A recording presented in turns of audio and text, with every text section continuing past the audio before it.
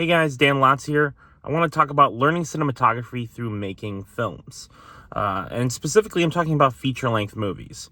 I think a lot of people learn cinematography through, tutorials, through videos, through lighting tests, through a myriad of ways that don't necessarily stretch their skills in the best way possible.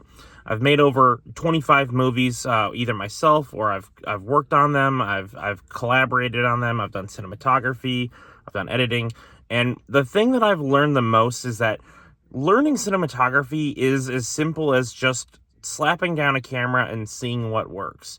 And I know that sounds a bit archaic, but you really, when you're in an uncontrolled environment, when you walk on set and it's a set, because most of the time when you're an independent filmmaker, you're not in control of everything. When you have not a lot of control, you end up seeing what you can do and what you can't do.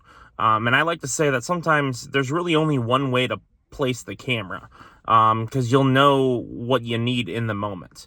Sometimes when you get on set, there's a wall where you would expect there not to be a wall, and you could shoot a better angle. And you have to adapt. And I think cinematography is a combination of style as well as adaptation of what you want to do versus the reality of what you can do. So I think that making a feature-length movie, jumping into that, grabbing a camera, whatever camera you have, let's say it's your iPhone, you can immediately start to learn cinematography just by placing the camera where you feel that it's best put. When I was about to shoot this video, I had pointed the other direction, and the lighting was really harsh on my face, and it was cutting my eyes off, so you couldn't really see my eyes. And just because of my experience through cinematography, I was like, that doesn't look good. I think most people would understand that it doesn't look good, but they don't necessarily think of that immediately. So you get used to trying to shoot when there's flat lighting, where your face is going to look good, or maybe in the opposite situation if there's a specific vibe you're going for.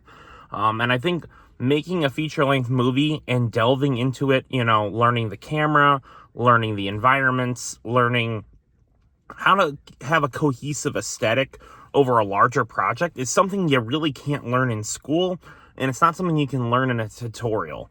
And I think, of course, the first few movies you're going to make are not going to be, the best. They're not going to be the absolute, perfect way you want to do it.